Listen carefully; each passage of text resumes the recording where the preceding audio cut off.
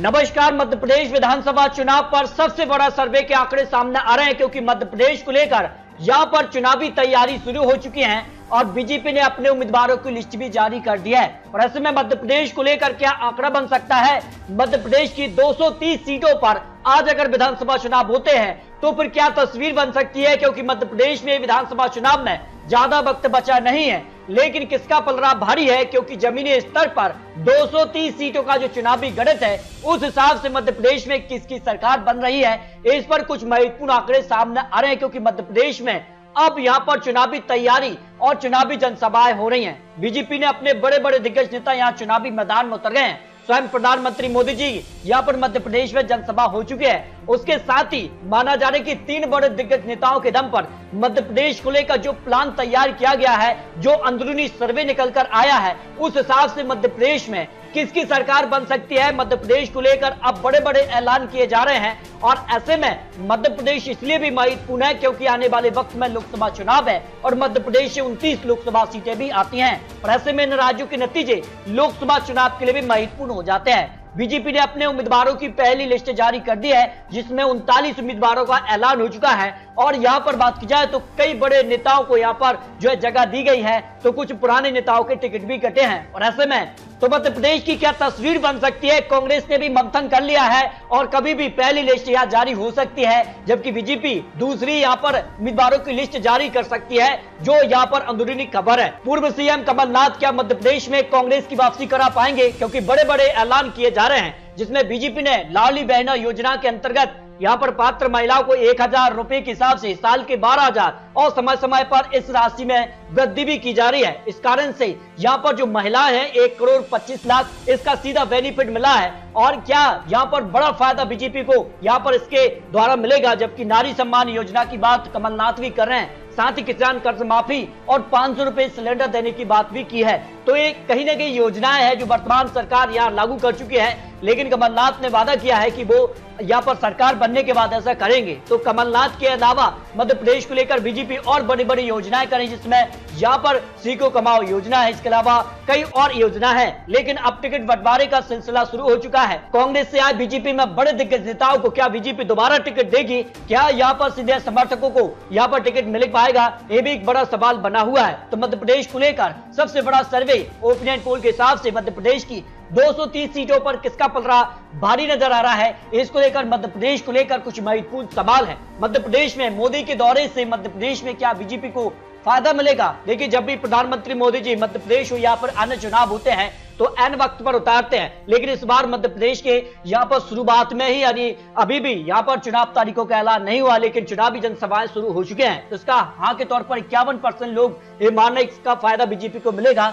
नहीं के तौर पर 36%, पता नहीं, ऐसे 13% लोग आते हैं जो सी वोटर का सर्वे सामने आ रहा है। सीएम की पसंद कौन बने हुए? देखिए, शिवराज सिंह चौहान 37% लोगों की पसंद बने हुए हैं, जबकि कमलनाथ को भी 36% लोग यहाँ पर सीएम की पसंद देख रहे हैं। सिंधिया को 12%, दिग्विजय सिंह को 1% और अन्य उम्मीदवार को 14% लोग यहाँ पर जो है सी वोटर के आंकड़ों के हिसाब से लगाया जा रहा है। लेकिन काफी बदलाव देखने को मिल रहा है, कई आंकड़े अब पलटते नजर आ रहे हैं, जिस प्रकार की हलचल देखने को मिली है। अचानक से मध्य प्रदेश सर्वे में भी बड़ा उलटफेर देखने को मिल रहा है। राज्य सरकार के कामकाज से कितने संतुष्ट लोग नजर आ रहे हैं? बहुत संतुष्ट 40%, बहुत कम संतुष्ट यहाँ पर 27%, असंतुष्ट का आंकड़ा 31% है, जबकि पता नहीं ऐसे 2% लोग आते हैं जो सी वोटर का सर्वे मध्य प्रदेश को लेकर यहाँ पर जारी हुआ है। जबकि नेता यहाँ पर विपक्ष कमलनाथ के कामकाज से कितने लोग संतुष्ट नजर आ रहे हैं? बहुत संतुष्ट 31%, कम संतुष्ट 36%, असंतुष्ट का आंकड़ा 28% है, पता नहीं ऐसे 5% लोग आ जाते हैं। इसके अलावा मध्य प्रदेश को लेकर अगर यहाँ पर पीएम डायरेक्ट चुनना हो, मध्य प्रदेश को लेकर जो सवाल पूछा गया कि मोदी राहुल में डायरेक्ट पीएम चुनना हो तो मध्य प्रदेश की जनता किसके पक्ष में जा सकती? देखिए, 68% मध्य प्रदेश के लोग यहाँ पर फिर से पीएम के तौर पर नरेंद्र मोदी जी को ही देखना चाह रहे हैं। लेकिन राज्य सरकार का काम अलग है, इसको लेकर भी आंकड़े बन रहे हैं। राहुल गांधी 29%, पता नहीं ऐसे 3% लोग आते हैं जो सी वोटर का सर्वे रहा है। अब बात करते हैं मध्य प्रदेश को लेकर, यहाँ पर हर एक रीजन के आंकड़े और अंत में 230 सीटों का जो फाइनल आंकड़ा है उस हिसाब से मध्य प्रदेश में किसकी सरकार बन सकती है, क्योंकि काफी हलचल मध्य प्रदेश में दिखाई दे रही है। तो शुरुआत करते हैं चंबल रीजन से, जहां 34 सीटें आती हैं, 8 जिले आते हैं, जिनमें ग्वालियर, भिंड, मुरैना, शिवपुरी और गुना आते हैं। तो ऐसे में बड़े जिलों के क्या आंकड़े बन सकते हैं मध्य प्रदेश को लेकर, यहाँ पर चंबल रीजन की 34 सीटों पर जो सी वोटर का आंकड़ा है उस हिसाब से बीजेपी को करीब 41% वोट शेयर जा सकता है। कांग्रेस को यहाँ 46% वोट शेयर, बीएसपी को 3% और अन्य के पक्ष में 10% वोट शेयर जा सकता है। लेकिन आपको बता दें कि यहाँ पर जो है लोकसभा चुनाव को लेकर यहाँ पर इंडिया गठबंधन बना है, लेकिन इंडिया गठबंधन के तौर पर आम आदमी पार्टी भी इंडिया गठबंधन में है, लेकिन चुनाव लड़ने का ऐलान मध्य प्रदेश में कर दिया है। यानी विधानसभा चुनाव में क्या अलग अलग चुनाव लड़े जाएंगे या गठबंधन के तौर पर यह महत्वपूर्ण हो जाता है। अगर यहाँ पर आम आदमी पार्टी अलग चुनाव लड़ती है तो इसका नुकसान सीधे तौर पर कांग्रेस को देखने को मिल सकता है, जो अनुभवी सर्वे रहा है। जबकि यहाँ पर सीटों की बात की जाए 34 सीटों में से बीजेपी को 7 से 11 सीटें मिल सकती हैं, कांग्रेस को 22 से 26 सीट, बीएसपी को 0 से 2 सीट। कांग्रेस के अलावा अन्य की भी बात की जाए तो यहाँ पर आम आदमी पार्टी को 0 से 1 सीट जा सकती है। इस तरह से बघेलखंड रीजन से 56 सीटें, 13 बड़े जिले आते हैं, जिनमें अगर बात की जाए सतना, रीवा, सीधी, पन्ना, छतरपुर, ये बड़े जिले जो हैं बघेलखंड रीजन से आते हैं, जहां 56 सीटें आ जाती हैं। और यहाँ का क्या चुनावी विश्लेषण बन रहा है, सी वोटर सर्वे के हिसाब से यहाँ पर वोट शेयर में बीजेपी 40% पर दिखाई दे रही है, कांग्रेस 44% वोट शेयर, बीएसपी को 4%, अन्य के पक्ष में 12% वोट शेयर जा रहा है। जब इस वोट शेयर को सीटों में कन्वर्ट किया जाए तो फिर देखिए आंकड़ा 56 सीटों के लिए बीजेपी 21 से 25 सीट के आसपास दिखाई दे रही है, कांग्रेस यहाँ 30 से 34 सीटों के आसपास, बीएसपी को 0 से 2 सीट, अन्य के पक्ष में 0 से 1 सीट की संभावना मध्य प्रदेश को लेकर जो सी वोटर का सर्वे सामने आया है उस हिसाब से जो है आंकड़े दिखाई दे रहे हैं। जबकि महाकौशल रीजन से 42 सीटें आती हैं, 9 जिले आते हैं, जिनमें बड़े जिलों की बात की जाए जबलपुर, छिंदवाड़ा, मंडला, सिवनी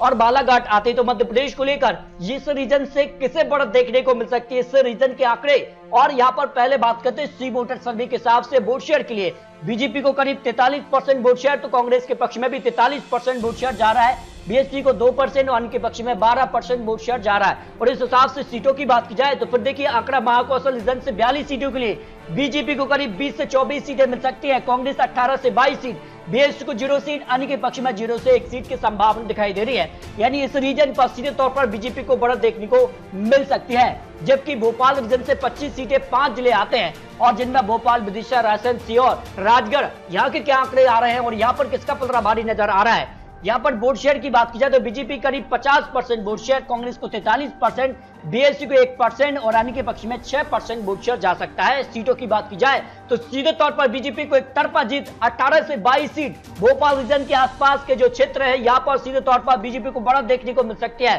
कांग्रेस को 3 से 7 सीट, बीएसपी को 0 सीट, अन्य के पक्ष में 0 से 1 सीट की संभावना दिखाई दे रही है। इस तरह से अगर बात की जाए तो इस रीजन पर जबरदस्त बढ़त बीजेपी को देखने को मिल सकती है। मालवा रीजन से 45 सीटें, 9 जिले आते हैं, जिनमें बड़े जिलों की बात की जाए जो कि औद्योगिक दृष्टि से भी काफी बड़े जिले माने जाते हैं, जिनमें इंदौर, उज्जैन, धार, देवास और शाजापुर आते हैं। तो यहाँ पर किसका पलड़ा भारी है और यहाँ पर किसका आंकड़ा यहाँ पर किसके पक्ष में जा सकता है, तो इस रीजन से सबसे पहले बात करते हैं वोट शेयर में। तो यहाँ पर 48% वोट शेयर बीजेपी के पक्ष में, कांग्रेस को 45%, बीएसपी को 1%, अन्य के पक्ष में 6% वोट शेयर जा सकता है। और इस हिसाब से देखिए सीटों की बात की जाए तो 23 से 27 सीट बीजेपी के पक्ष में जा सकते हैं, कांग्रेस को 18 से 22 सीट, बीएसपी को 0 सीट, अन्य के पक्ष में 0 से 1 सीट की संभावना यहां पर मालवा रीजन की 45 सीटों पर दिखाई दे रही है। इस तरह से निवाड़ रीजन से 28 सीटें, 8 जिले आते हैं और जिनमें बड़े जिलों की बात कर लेते हैं, झाबुआ, अलीराजपुर, खरगोन, खंडवा, बैतूल आते हैं। और यहाँ पर किसका पलड़ा भारी नजर आ रहा है, किसको यहाँ पर